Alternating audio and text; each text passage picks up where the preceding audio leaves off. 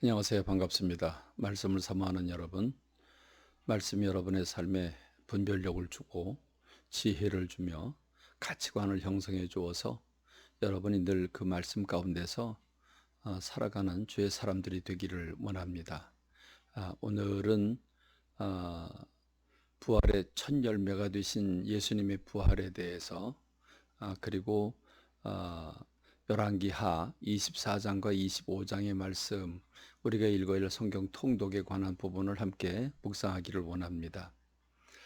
지난주 말씀 두 번째가 예수님이 잠자는 자들의 첫 열매가 되셨다고 하는 부분이었습니다.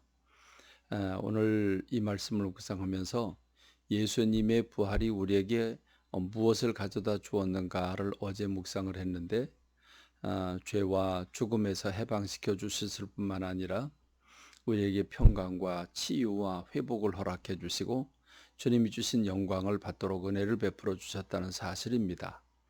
그런데 이 주님의 부활, 죽으심 가운데서 다시 살아나신 이 부활은 주님 한 분에게서 끝나는 것이 아니라 고린도전서 15장 20절에서 이제 그리스도께서 죽은 자 가운데서 다시 살아나사 잠자는 자들의 첫 열매가 되셨도다. 이렇게 말씀하고 있습니다. 그렇습니다. 첫 열매가 있으면 이어서 두 번째, 세 번째 남은 열매가 있게 마련입니다. 그렇습니다. 주님이 부활하심으로 말미암아 하나님과 우리와의 관계가 소통이 되고, 그래서 주님을 아버지라고 부를 수 있게 되고, 죄와 죽음에서 우리를 해방시켰을 뿐만 아니라 영원한 하나님의 나라를 바라보되 우리가 썩지 않을 몸을 입고 주님께 달려갈 수 있는 부활의 몸을 허락해 주셨다고 하는 것이 얼마나 감사한지 모르겠습니다. 그러므로 죄와 죽음으로 절망 가운데 살 게 아니라 주님을 배울 걸 생각하면서 부활의 영광을 내다보고 소망 중에 살아가는 오늘 저와 여러분이 되기를 바랍니다. 열왕기하 24장부터 25장은 우리가 오늘 읽어야 할 그 성경 통독이지요. 이렇게 매일 서너 장씩 읽어서 1년 동안 성경을 일독하고 늘 매일 말씀 중에 말씀 가운데서 말씀과 더불어 살아가는 우리가 되길 원합니다. 특별히 이 부분은 가슴 아픈 부분이지요. 솔로몬과 르호보암의 범죄로 말미암아 통일 왕국이었던 이스라엘 다윗의 나라가 두 쪽으로 나뉘어지게 됩니다. 그래서 북쪽에 10지파가 올라가서 사마리아를 수도로 하고 북이스라엘을 형성합니다. 그리고 남쪽에는 유다와 베냐민 지파 두 지파가 남아서 유다라고 하는 이름으로 나라를 이끌어가게 되지요. 그러나 북쪽으로 올라간 그 여로보암이 그리고 그 여로보암 뒤를 이어서 그 왕들이 우상을 극렬하게 숭배함으로써 BC 예수님 오시기 722년에 아수르에 멸망당하고 맙니다. 그리고 포로로 다 끌려가지요. 그리고 그 뒤로 139년을 더 유지하는 게 유다입니다. 죄송합니다. 136년입니다.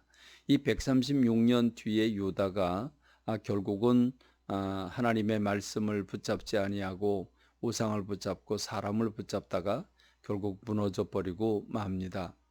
그래서 바벨로니아에 의해서 느부갓네살 왕에 의해서 나라가 완전히 멸망하게 되지요. 그 끝부분을 보여주고 있는 것이 이 역대하 24장과 25장입니다. 여호야김이라고 하는 왕이 25살의 왕이 돼서 11년간 유다를 통치하다가 바벨론이 쳐들어와서 항복하게 되는데 3년 동안 바벨론을 섬기다가 이집트를 의지하지요. 그러니까 이집트를 의지하고 이 바벨론을 배반하니까 바벨론에게 공격을 당합니다. 그리고 그 뒤를 이어서 그 여호야긴이라고 하는 왕이 통치를 이어가게 되죠. 그는 11살의 왕이 됩니다. 단지 3개월만 다스리다가 바벨론 왕에게 포로로 끌려가서 바벨론에서 37년간이라고 하는 기간을 감옥에 갇혀 있다가 자유함을 얻게 되지요. 이 여호야김이나 여호야킨 모두 하나님 보시기에 악을 행하였다라고 평가를 하고 있습니다. 하나님이 오늘 저와 여러분들을 어떻게 평가하시는지가 대단히 중요한 부분 아니겠습니까? 그리고 뒤를 이어서 왕이 된 것이 여호야킨 왕의 숙부인 시드기야를 왕으로 이 바벨론에서 꼭두각시 왕으로 세우게 되지요. 그런데 이 바벨론 왕을 또 배반합니다. 그래서 결국 바벨론 왕이 쳐들어오게 되지요. 그리고 2년 동안 거의 1년 6개월인데 2년 동안 토성을 쌓습니다. 예루살렘 성벽이 워낙 높으니까 그걸 사다리를 놔가지고 올라올 때가 못 됩니다. 그러니까 아예 바깥에다가 그보다 더 높은 토성을 쌓게 되지요. 그리고 쳐들어옵니다. 그럼 막을 길이 없죠. 그래서 결국 다 무너지게 되는데 왕은 붙들려서 그 왕이 보는 앞에서 왕자들이 죽임을 당하고 왕과 대신들의 부인들은 다 바벨론의 사람들에게 빼앗겨 버리고 그리고 왕 자신도 두 눈이 뽑힌 가운데 쇠사슬에 묶여서 바벨론 포로로 끌려가게 됩니다. 근데 여러분 원래 이렇게 되도록 하나님께서 이끌어 주신 것이 아닙니다. 하나님은 저들에게 살 길을 열어주셨지요. 살 길을 열어주셨지만 그들이 이집트를 의지하고 사람을 의지하고 결국 하나님의 말씀을 소중히 여기지 아니하고 말씀을 붙잡지 않습니다. 하나님은 예레미야라고 하는 선지자를 통해서 시드기야 왕에게도 이스라엘이 이 바벨로니아에게 항복을 해라. 그러면 하나님께서 이스라엘을 바벨론으로 옮기지만 죽지 않고 평안히 거기서 직장 생활하면서 평안하게 잘 살게 될 것이다. 이것은 내가 때리는 징계의 매다. 바벨론 포로로 끌려가 70년 동안 종살이를 하게 되지만 내가 너희를 돌볼 것이다.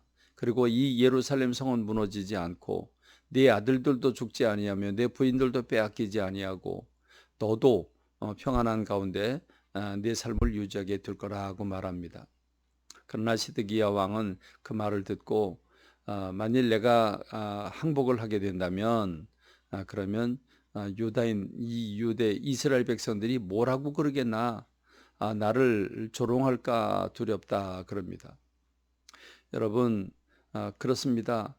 사람들의 조롱이 두려워서 하나님의 말씀을 거부하고 끝까지 대항을 하다가 결국 성이 다 무너지고 불태워지고 그리고 왕이 두 눈이 뽑히고 그 왕의 부인들 다 빼앗겨 버리고 왕자들이 눈앞에서 죽어지는 일이 벌어집니다. 여러분 사람이 두렵습니까? 하나님의 말씀이 두렵습니까? 하나님의 말씀을 선택하는 저와 여러분 되기를 바랍니다.